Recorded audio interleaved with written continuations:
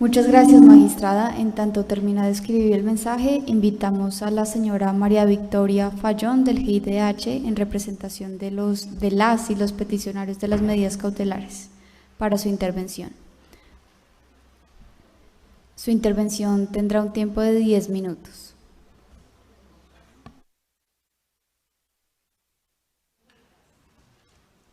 Intervención.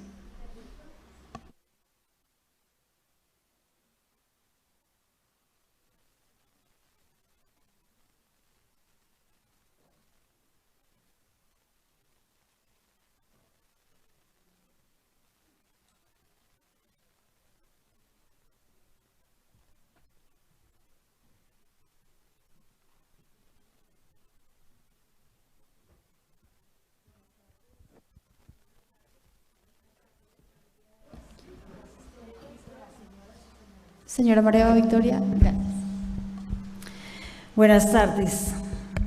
Buenas tardes a los familiares de víctimas de desaparición forzada en la Comuna 13 y otras zonas de Medellín, a los señoras magistradas, señores magistrados de la JEP, a los delegados de las instituciones del Estado y demás asistentes. En mi calidad de representante de la familia de Arlis Edinson Guzmán Medina, de su esposa, sus hermanos y sus hermanas, y como integrante del grupo interdisciplinario GIDH, que hemos sido los representantes durante estos 20 años, quisiera hacer las siguientes observaciones y petición en relación a la búsqueda de Arlis Edinson Guzmán y de los demás desaparecidos y desaparecidas de la Comuna 13 en el sector de La Arenera y La Escombrera de Agregado San Javier.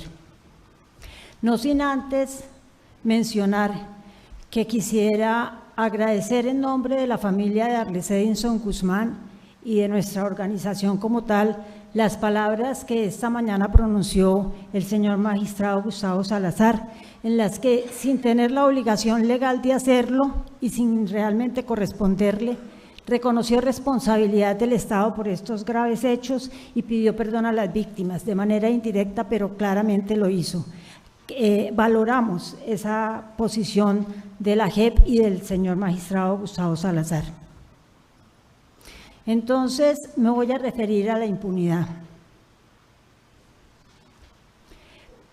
Pero, ¿usted cree que está vivo o está muerto? Así le respondió el 7 de enero del 2003 la fiscal 117 seccional de Medellín a uno de los hermanos de Arlis Edinson Guzmán, cuando fue a informarle que posiblemente su hermano, detenido y desaparecido el 30 de noviembre del año anterior, es decir, apenas un mes y una semana antes, posiblemente se encontraba en una cárcel clandestina en donde estaban torturando y asesinando personas. ¿Ha intentado averiguar por el paradero de su hermano? Fue la siguiente pregunta que recibió por respuesta de parte del familiar de Arlis Edinson. Nosotros, si tuviéramos que ir, iríamos. Lo que pasa es que pensé que de pronto por el lado de ustedes era mejor. No contenta con la agresión de las dos preguntas anteriores, la fiscal 117 seccional le lanzó otro dardo al familiar Yarido. ¿Qué ha sabido usted de los autores que desaparecieron a su hermano? No, nada, porque para mí es muy difícil entrar a investigar, porque me salen es matando, porque es gente muy peligrosa. De esta solicitud de búsqueda en un sitio específico en el que se estaban dando las señas de dónde quedaba la casa, donde estaban torturando y desapareciendo personas, la fiscal 117 seccional de Medellín no derivó ninguna orden de trabajo. Esta denuncia sencillamente quedó dentro de un expediente y de allí no pasó. Seguir buscando y esperar cualquier otro resultado. Esa fue la escueta conclusión que el 29 de septiembre de 2003 un investigador judicial del CTI le entregó a la fiscal 108 seccional tras hacer una visita a la escombrera. ¿Cuál fue el contexto de esto? 8 meses antes, Lucenis Franco, acompañada de su padre, le había entregado a la fiscalía 1 mes y medio después de la desaparición de Arlés Edinson, un croquis que indicaba el posible lugar de enterramiento de Arlés Edinson, dibujado por un paramilitar anónimo. El CTI visitó ese posible lugar de inhumación del cuerpo de Arlés Edinson Guzmán que señala el croquis, pero lo hizo meses más tarde. Y el informe del investigador dice que como hay al menos 2 volquetadas de escombros en ese lugar, se necesita maquinaria pesada, por lo que es difícil la búsqueda. A renglón seguido, escribe a modo de conclusión que se siga buscando y se espere cualquier otro resultado. Esperamos 20 años.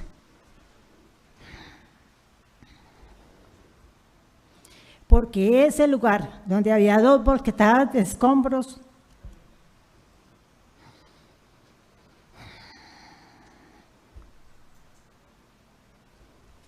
fue donde estuvimos esta mañana.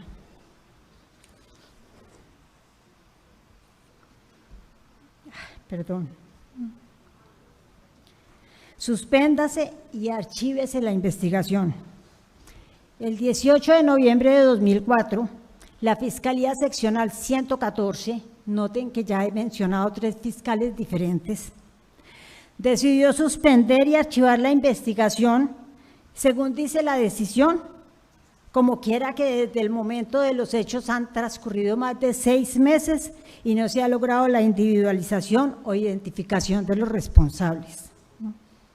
O sea que 2 años después de la desaparición de Arlés Edinson, la Fiscalía decide no seguir investigando porque no han logrado encontrar a los responsables. Desarchívese la investigación. A finales de ese mismo año, esa misma fiscal, la fiscal 114, decidió suspender y archivar la investigación, según dice la decisión, como quiera que desde que se inició a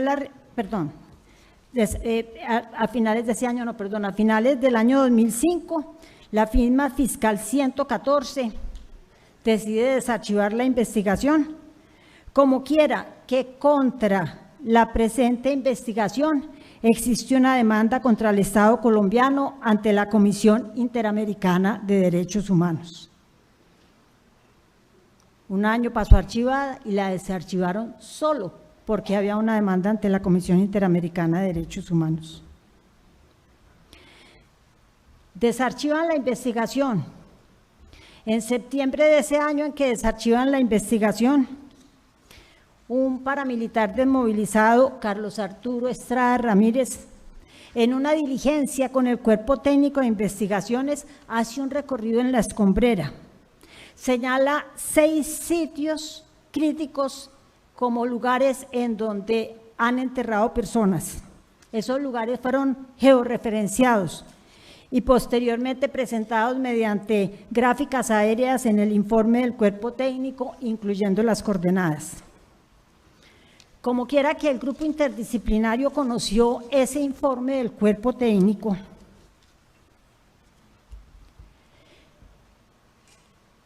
encontramos que uno de esos lugares georreferenciados, que fue donde estuvimos esta mañana, coincidía en manera aproximada con lo que el croquis que habíamos entregado desde el año 2003 a la Fiscalía.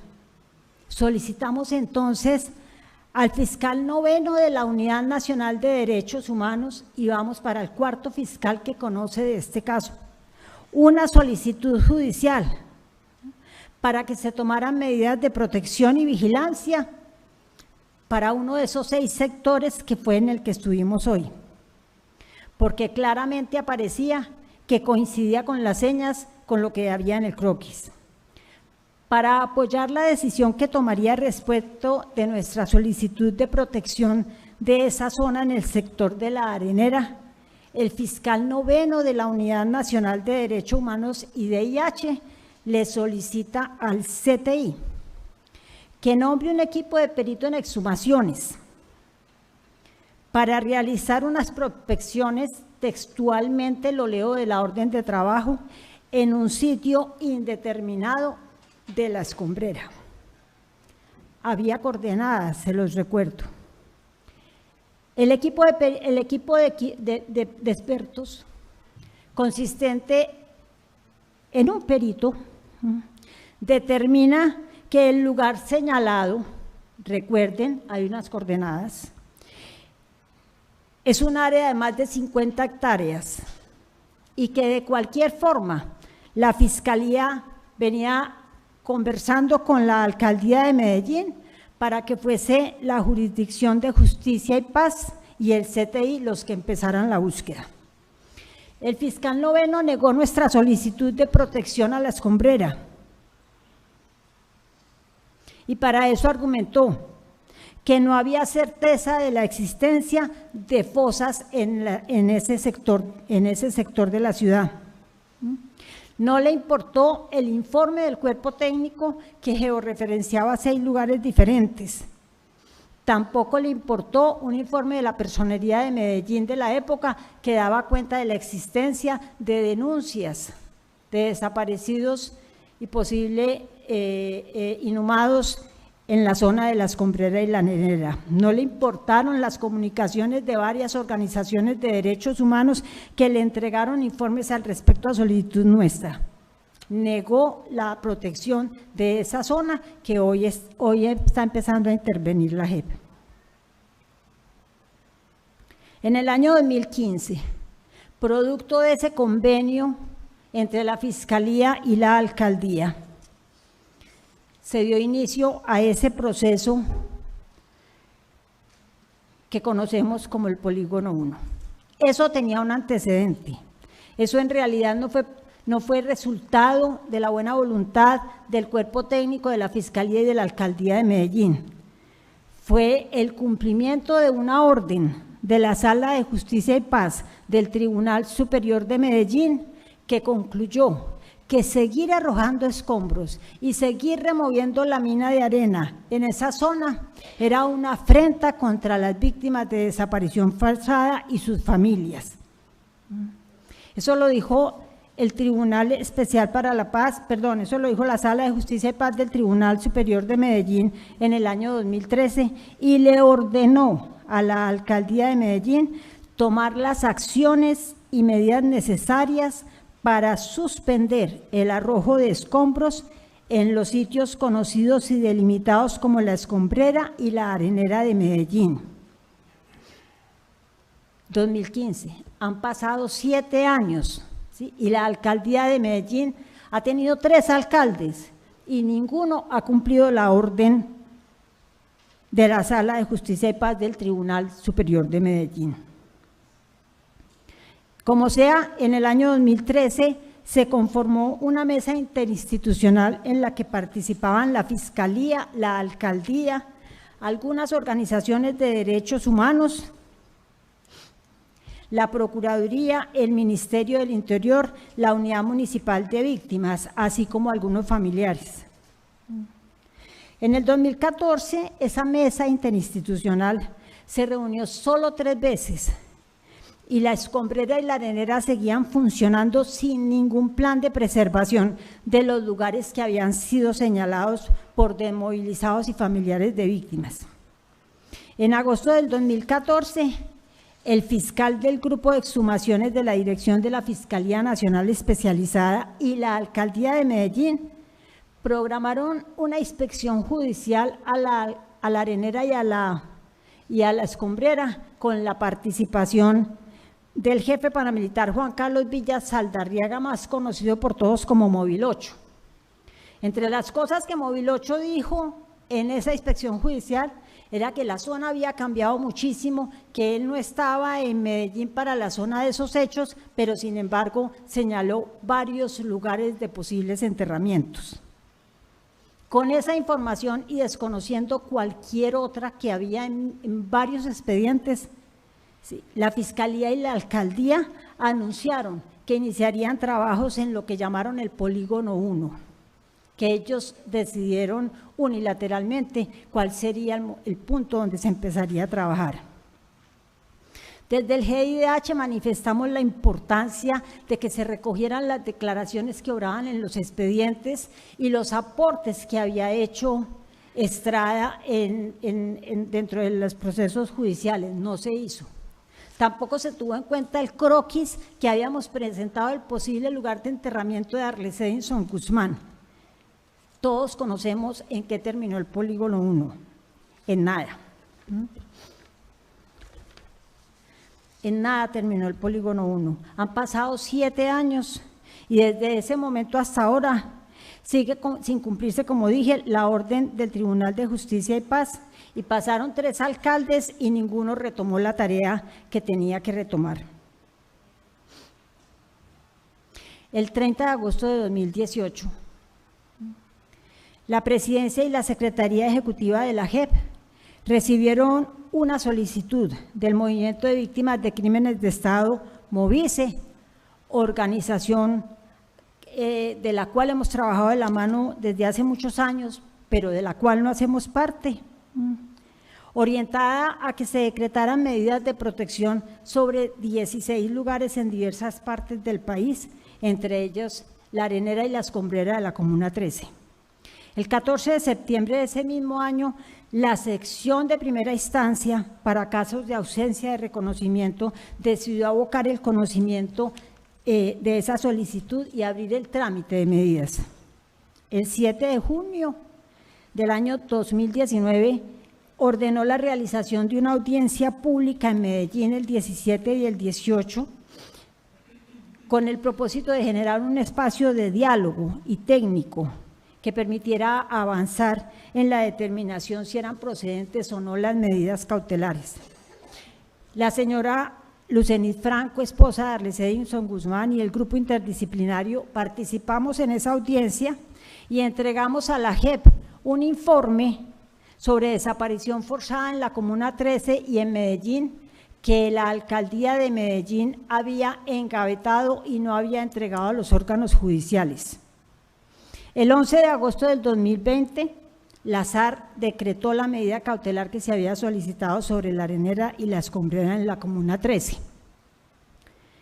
El auto mediante el cual se decretaron esas medidas cautelares incluía unas fotografías y la ubicación de lo que sería probablemente el polígono donde se iba a trabajar. Ahí nos dimos cuenta nosotros que si bien el polígono estaba cerca de las coordenadas que teníamos del posible lugar de enterramiento de Arlece Edinson, no estábamos seguros si sí o si no estaba incluido el lugar de enterramiento de Arlece Edinson en ese polígono.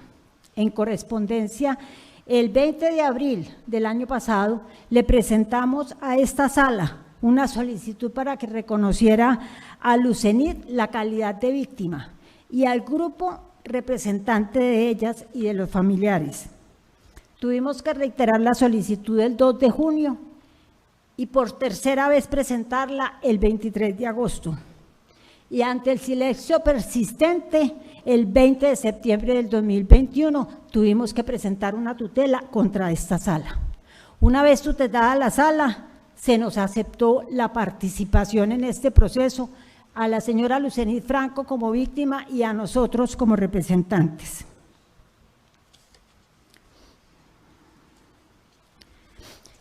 A partir de ahí pudimos hacernos parte y enterarnos de mejor forma de lo que estaba ocurriendo en estas medidas cautelares. Ahí pudimos entonces trabajar conjuntamente con la sala para hacer una visita técnica al lugar de La Escombrera y poder comprobar que el punto de referencia que teníamos de Arlece Edinson Guzmán, si bien estaba al borde del polígono, no hacía parte de él. Eso se corrigió y ese lugar en este momento hace parte del polígono. Siendo así, señoras magistradas, señores magistrados, deberán entender el hecho de que ustedes están dando algunos pasos para cumplir con la obligación que el Estado le ha negado por 20 años a Lucenid Franco. Ello apenas si es objeto de creación de una tenue luz de esperanza en la familia de Arlece Edinson Guzmán. Sin embargo, una vez más, Lucenid, los hermanos y hermanas y los representantes estamos dispuestos en la búsqueda de justicia. La excavación es un pequeño polígono en relación con lo que es la escombrera.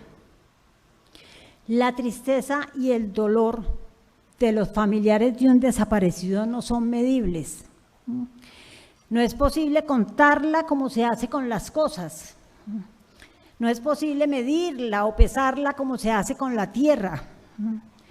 Pero si la tristeza que ha albergado el corazón de Lucenid Franco durante estos 20 años por la pérdida de su compañero, la encerráramos entre las 4 paredes de su casa, cerráramos las ventanas y las puertas, cerráramos el techo y la hiciéramos hermética y contáramos cuántos metros cúbicos de tristeza hay ahí, habría aproximadamente unos 200 metros cúbicos de tristeza. Si cerramos las casas de los hermanos y hermanas y amigos de Arlece Edinson y de cada persona en la Comuna 13 que está buscando a un familiar o a un amigo, tendríamos más de 1 millón de metros cúbicos de dolor y tristeza. Así, señores magistradas y magistrados, remover 55 metros cúbicos de tierra, 55.000 metros cúbicos de tierra que van a remover en ese polígono, resulta una labor ínfima para aliviar la pena. Señoras magistradas, señores magistrados, remuevan el dolor de las familias y amigos, es hora de que cese la ignominia. Extiendan las medidas cautelares y ordenen al Estado la remoción de los metros cúbicos de tierra que sean necesarios para que familiares y amigos vuelvan a tener sus casas libres del dolor y la pena que causa buscar al ser querido ausente. Muchas gracias.